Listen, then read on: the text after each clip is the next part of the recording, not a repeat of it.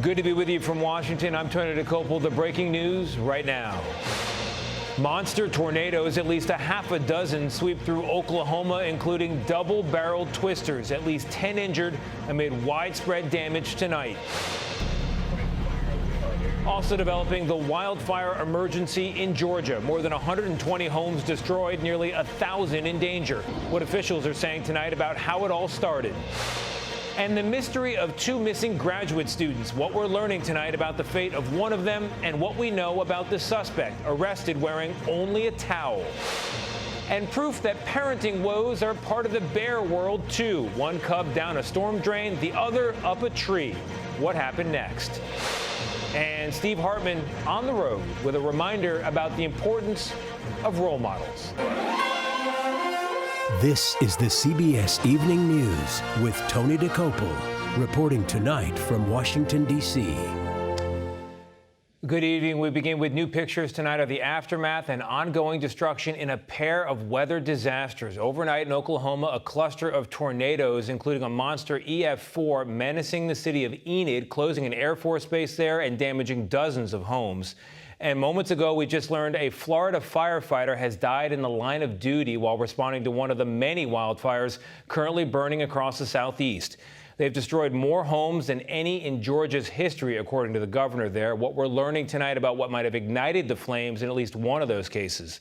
We've got a team of reporters on this tonight, but we're going to begin in Enid, Oklahoma, including the stories of survival there with CBS News national correspondent Lana Zak. Lana, good evening. Good evening, Tony. This tangled debris used to be local businesses. Now almost nothing is salvageable after that tornado tore through here just after 8 p.m. last night. At least 6 tornadoes barreled through northern Oklahoma Thursday night.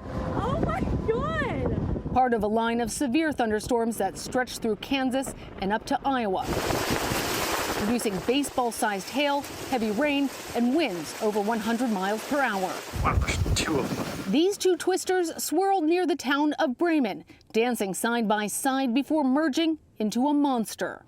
While farther south, a violent tornado with winds 166 miles per hour cut a 10-mile-long path of destruction through the city of Enid. Oh, It was on the ground for 40 minutes, even damaging nearby Vance Air Force Base.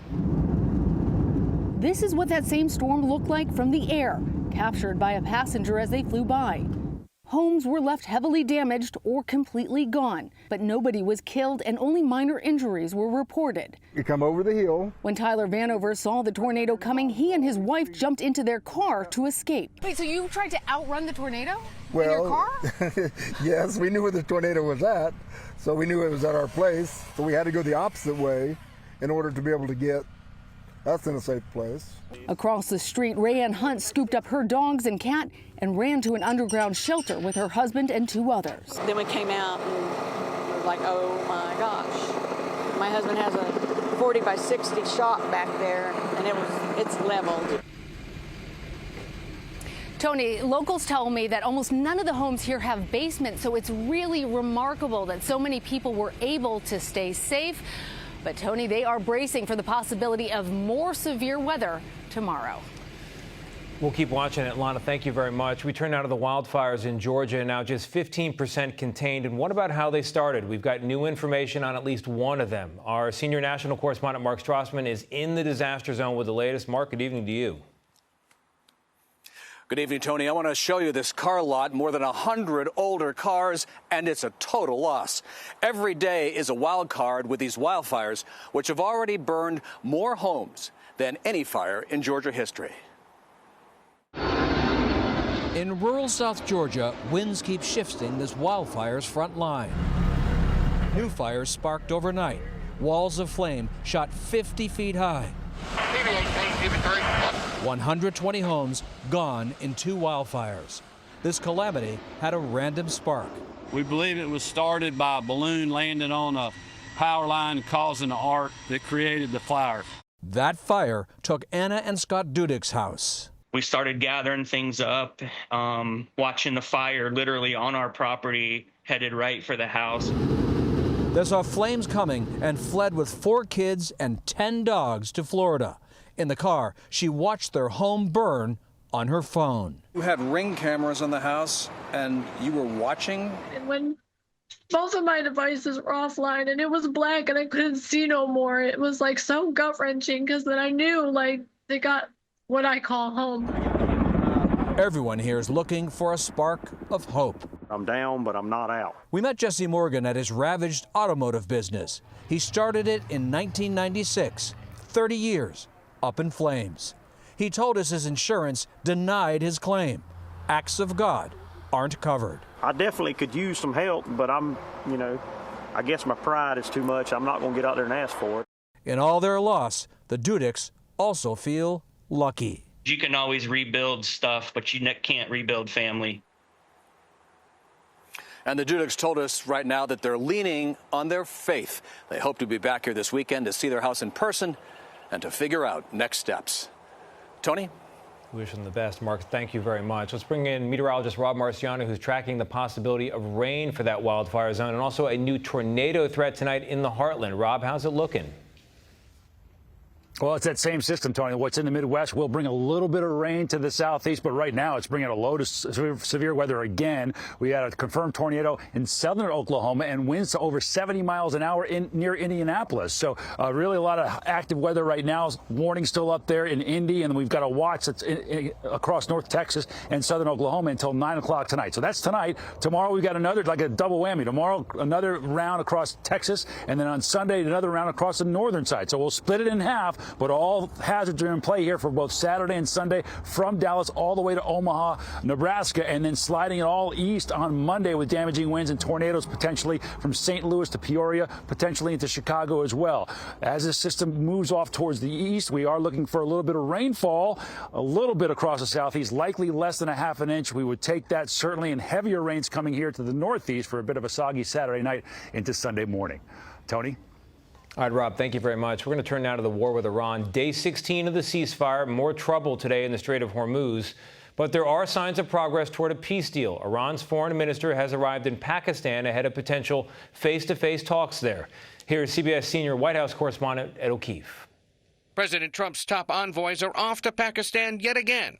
Son-in-law Jared Kushner and longtime friend Steve Witkoff set to meet with Iranian representatives tomorrow. The Iranians want to talk. They want to talk in person. And so the president is, as I've said many, many times to all of you, always willing to give diplomacy a chance. The White House says Vice President J.D. Vance, who was part of the last round of meetings, is ready to go if the talks advance. But amid the fresh push for a deal, the conflict has intensified in the Strait of Hormuz. The Pentagon revealed today it's turned around 34 ships as part of its blockade and interdicted what are described as 2 Iranian dark fleet ships in the Indo-Pacific. They thought they'd made it out just in time. They did not. We seized their sanctioned ships, and we will seize more. Our blockade is growing and going global. But as the war heads towards its 9th week, the cost of the conflict keeps climbing. Average gas prices jumped another 3 cents today, while anxiety about the war has plunged consumer sentiment to an all-time low. It's going to be a matter of years before we fully recover. Oil analyst Paul Sankey said even if peace broke out tonight, the suffering at the pump would continue. You can be certain that the next 3 months, the globe is going to be very energy short because of the time it takes to restart the whole delivery process.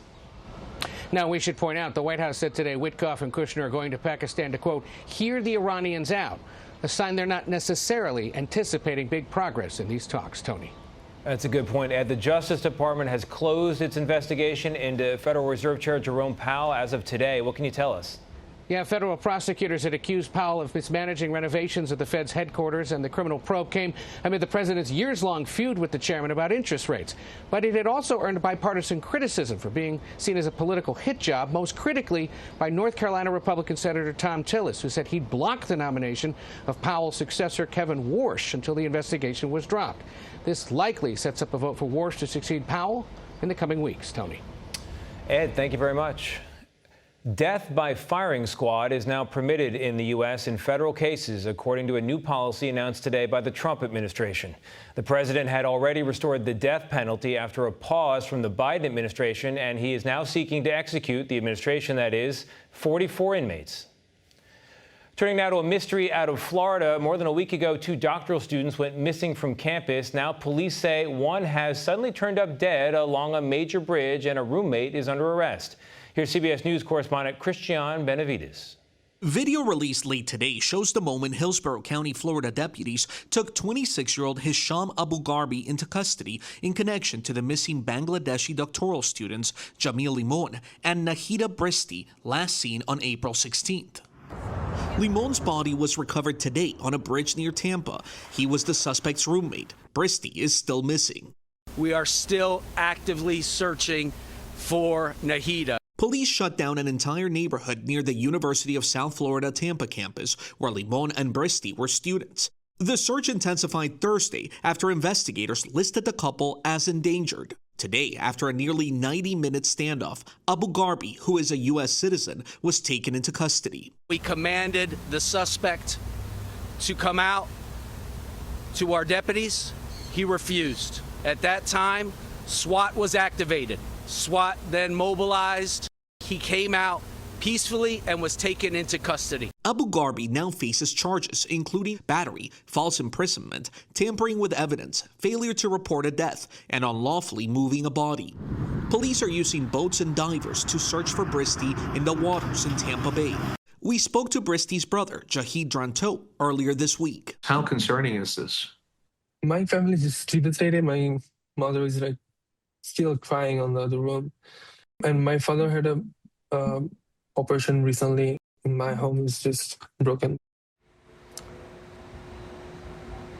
Police have not released any details about a possible motive. The suspect in this case has a lengthy rap sheet, including arrests for battery and burglary. He is due in court tomorrow. Tony? Christian, thank you very much. We turn now to Texas, where Camp Mystic, at the center of those deadly floods last year that killed 27 children and counselors, may not get a license to reopen, according to state health officials. The camp must first make major changes to its emergency plans, which the state deemed insufficient. It wants details like a flood map and a process for evacuating. Camp Mystic said it's working to address the issues.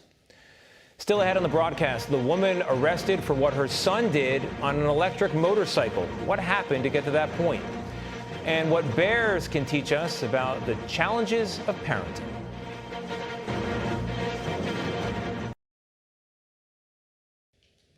When is a parent criminally responsible for the actions of their child? That question has taken on new meaning tonight after a teenager on an electric motorcycle nearly killed a pedestrian, and the boy's mom could now face years in prison. Here's CBS national correspondent Jonathan Vigliotti. 81-year-old Ed Ashman is fighting for his life after being struck by an e-motorcycle outside this high school, where the Vietnam veteran was working as a substitute teacher. The rider, a 14-year-old student. The person now facing criminal charges, his mother. It's getting to be a pandemic. I'm like, enough is enough. Orange County District Attorney Todd Spitzer says the mother was warned last year by police that the e-motorcycle, capable of reaching 60 miles per hour, was illegal for her underage son to operate.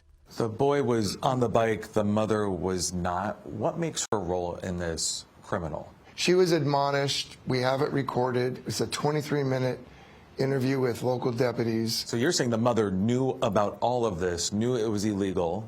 She was warned she needed to take it away, and then she went on to furnish him another motorcycle, and it's very foreseeable, and it's a natural and probable consequence.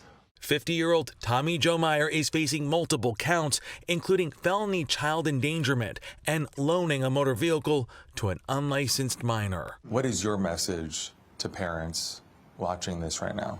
Tell your kid what the rules are and enforce them. Because when you don't, is it really worth the potential consequences?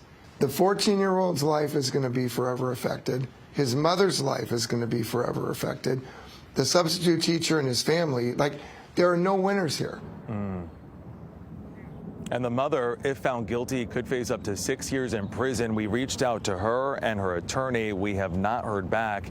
As for the victim, Tony, he remains in the hospital at this hour tonight in critical condition, Tony. Jonathan, the DA is clearly passionate about this case. Why did he take it?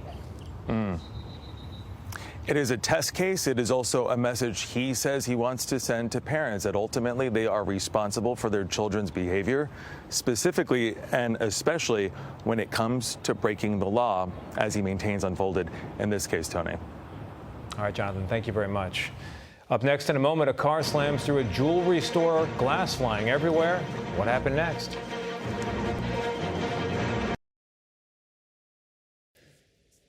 Proof tonight that parenting trouble is part of the bear world, too. One mama bear in California lost a cub down a storm drain before getting a hand from wildlife officials who were able to coax it out. Meantime, the other cub had climbed a tree but didn't know how to climb down. There he is, been sleeping there. Mom has tried to climb up for the rescue. So far, no luck. Kids are hard. Bear cubs are, too. In Sacramento this week, police say a would-be thief drove a stolen car straight into a jewelry store as part of a smash and grab plan. But a private guard was on him even before he got out of the vehicle. One person was injured inside the store, where staff rushed into a back room for safety. So far, no arrests. Up next, Steve Hartman on the road with the importance of role models.